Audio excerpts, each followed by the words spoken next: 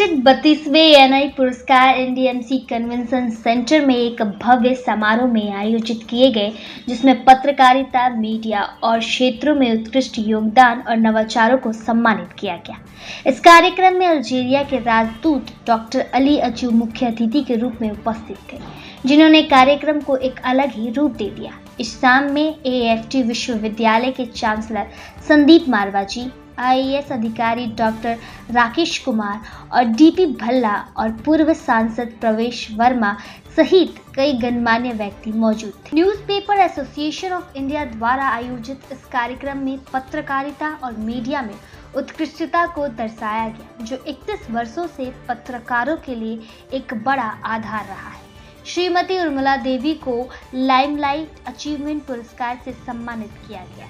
Newspaper association of India के अध्यक्ष doctor Gururaj नागथन ने भारत की मीडिया स्वतंत्रता और इसके वैश्विक प्रभाव पर जोर दिया।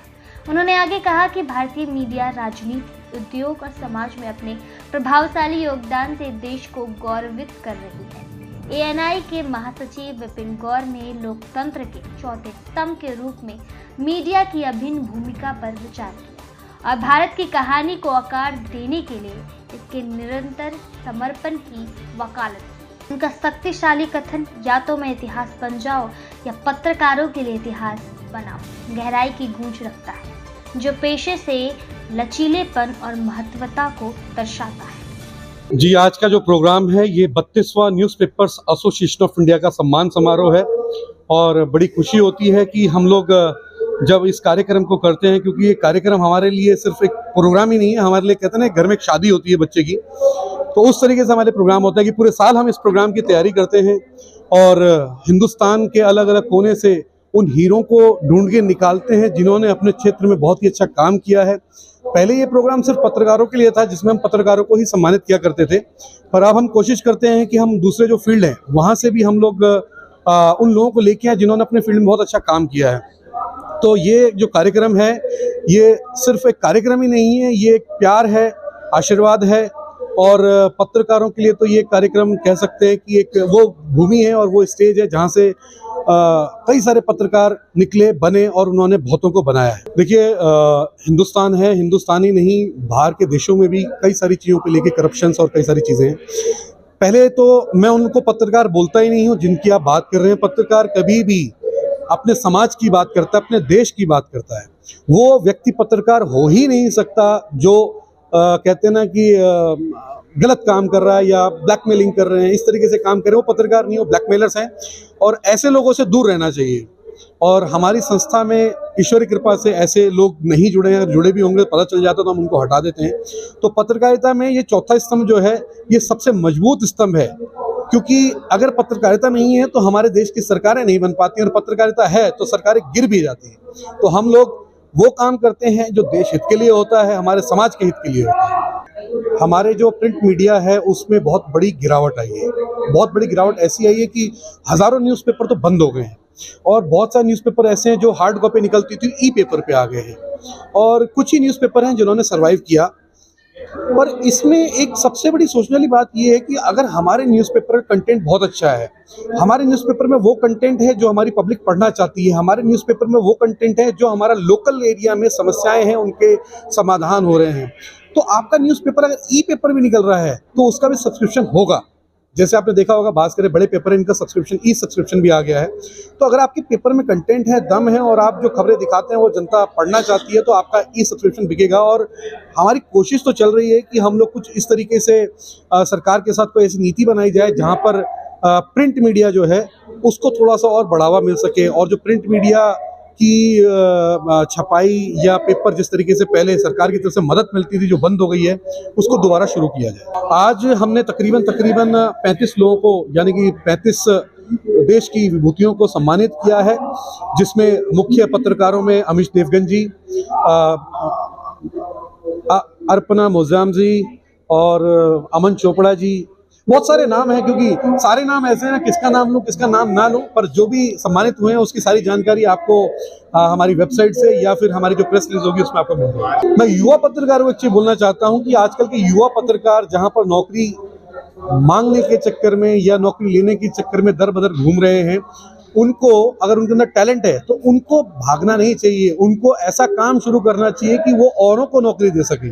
क्योंकि आज हमारे पास इतना बड़ा माध्यम है डिजिटल मीडिया जहां पर आप देखिए ना कि शुभांकर मिश्रा कितना बढ़िया उनका ब्रॉडकास्ट चल रहा है, इतना अच्छा काम कर रहे हैं, कई सारे लोगों को उन्होंने जॉब दे दी, एक टाइम पे वो जॉब मांगने जाते थे। तो इस तरीके से और भी बहुत सारे लोग हैं जिन्होंने नौकरियां दी हैं। तो युवाओं के पास अगर टैलेंट है तो वो नौकरी देने वाले बने, ना कि मांगने वाले। इसमें पूरे भारत से हमारे साथ लोग जुड़े हुए हैं और इसके अलावा जो भारतीय दूसरे देशों में रहते हैं पत्रकारिता से जुड़े हैं वो भी हमारे साथ जुड़े हैं। और हमारे तकरीबन 10,000 सदस्य हैं पूरे भारत में और करीबन 4,000 न्यूज़पेपर हैं जो कि अलग अलग राज्यों से है, कोई तमिल में है, कोई तेलुगु में है, कन्नड़ा में, मराठी, गुजराती, अलग अलग भाषाओं में। तो हमारे जो पत्रकार हैं, हमारी कोशिश रहती है कि जो ग्रास रूट पे काम कर रहे हैं, जो जिनको मझोले और छोटे न्यूज़पेपर कहा जाता है, उनको हम लोग सबसे ज़्यादा सपोर्ट करने के लिए काम करते हैं। देखिए ऐसा है कि जुड़ने के लिए हमारी वेबसाइट है जिसमें फॉर्म और सारी चीज़ें दी हुई हैं और वहाँ से मेंबरशिप फॉर्म भर के और जो उसमें जानकारियाँ हैं वो सारी चीज़ें कंप्लीट करते हैं तो आप जुड़ सकते हैं। सुविधाएं देखिए ऐसा सुविधा कोई संस्था कोई सुविधा देती नहीं है। सुविधा ये है कि हाँ आप पत्रकारिता कर रहे हैं और भविष्य में आपके साथ कोई घटना हो जाती है तो हम आपके साथ तन मन और धन से जुड़ते हैं। आपको लीगल एड चाहिए हम लीगल एडवाइस आपको देते हैं, आपको लॉयर चाहिए हम आपको लॉयर देते हैं।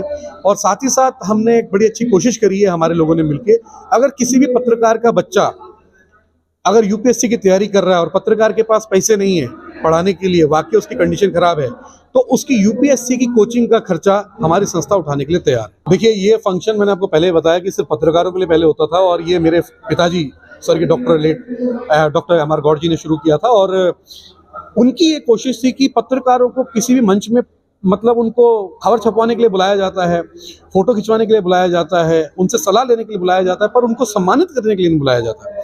तो इस संस्था में मेरे फादर ने ही, मेरे पिताजी ने ही ये अवार्ड सेरेमनी शुरू करी थी जिसमें पत्रकारों को ही सम्मानित किया जाता था और 2008 या 9 से हम लोगों ने इसमें दूसरे फील्ड को भी जोड़ा है। बस यही देना चाहता हूँ कि हम हिंदुस्तानी हैं, भारतीय हैं और हमारा भारतीय समाज पूरे विश्व में प्रसिद्ध है कि हम लोग कहते हैं सच्चे और ईमानदार होते हैं। और सबसे अच्छी चीज़ ये है हमारे हिंदुस्तान की इतनी सारी भाषाएं, इतनी सारी बोलियां, उसके बाद भी हम एक दूसरे को समझ लेते हैं, उनसे बात कर लेते हैं।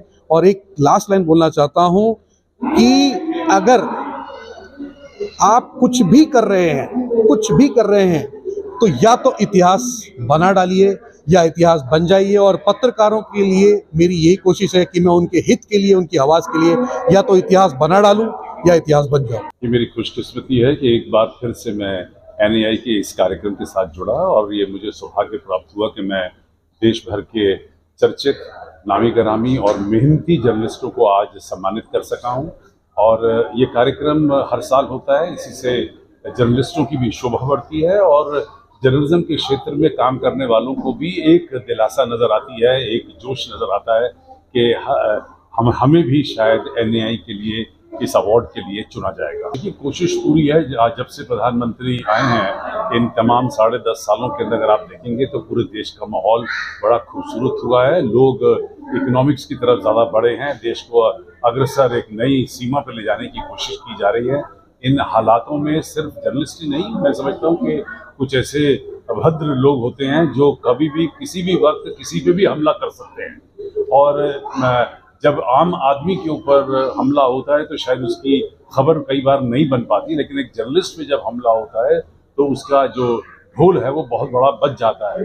लेकिन ये इस बात का अफसोस है कि जो लोग देश सेवा में लगे हुए हैं, जो लोग जोखिम की ज़िंदगी जी रहे हैं, अगर उन पर हमला होता है तो उसके लिए हमें विचार करना है और कुछ ऐसा प्रबंध होना चाहिए कि जहाँ जर्नलिस्ट सेफ रहे। ये बहुत ज़रूरी है क्योंकि सबसे बड़ी बात यह है कि अगर आपने स्टूडेंट्स की भावनाओं को तैयार कर दिया है, उसकी विचारधारा को तैयार कर दिया है, तो ये हमारा जो आधे से ज़्यादा काम है वो ख़त्म हो जाता है।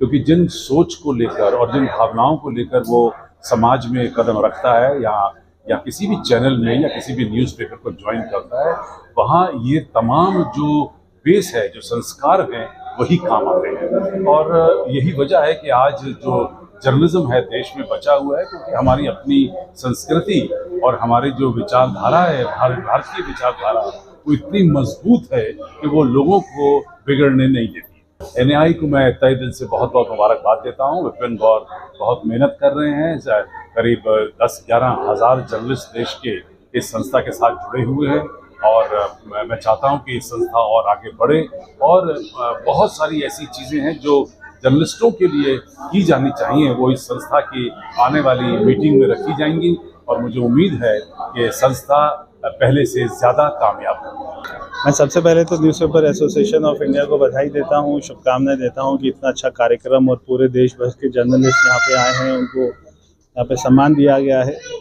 दिल्ली का हमारा विजन यही है कि दिल्ली को एक अच्छी दिल्ली बनाना है, साफ़ सुथरी दिल्ली बनाना है, पोल्यूशन मुक्त दिल्ली बनाना है और दिल्ली के युवाओं को रोज़गार देना है, यहाँ के झुग्गी वालों को अच्छा मकान देना है और उसी स्थान पर देना है। पूरी यमुना मैया को साफ़ करना है, दिल्ली को सुरक्षा देनी है, हमारी माताओं बहनों को, हमारे बुजुर्गों को पेंशन देनी है। बहुत सारे काम हैं जो अभी करने हैं। विकास की बात करनी चाहिए कि विकास क्या होता है। विकास होता है कि दिल्ली में स्कूल बनते, कॉलेज बनते, हॉस्पिटल बनते, यूनिवर्सिटी बनते, स्टेडियम बनते, रोड बनते, फ्लाईओवर बनते, ये सब काम होता तो विकास हमें होता।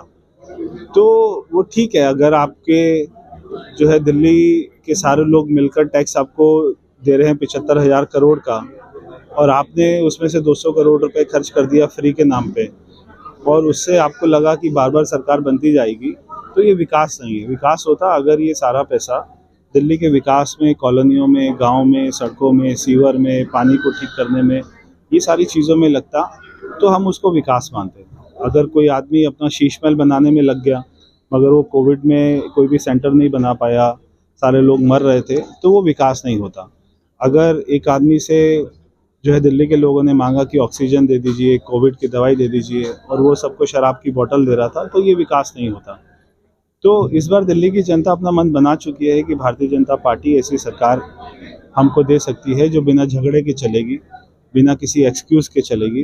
तो ऐसी सरकार तो भारतीय जनता पार्टी ही दे सकती है। देखिए, जब कोई चुनाव आता है तब उनको जो है हनुमान जी याद आते हैं, राम जी याद आते हैं और उससे बाद में पूरे 5 साल उनको केवल मस्जिद दिखाई देती है, मौलवी को सैलरी देना दिखाई देता है, तब उनको पुजारी ग्रंथी नहीं दिखाई देता है।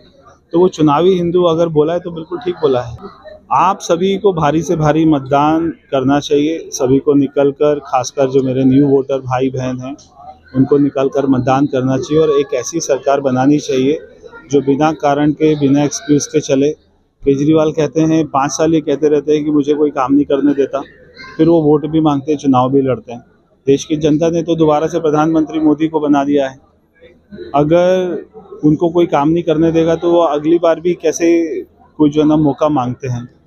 दूसरी बात है कि सुप्रीम कोर्ट ने ये सारी उनकी पावर तो छीन ही ली है क्योंकि तिहाड़ जेल से बाहर है।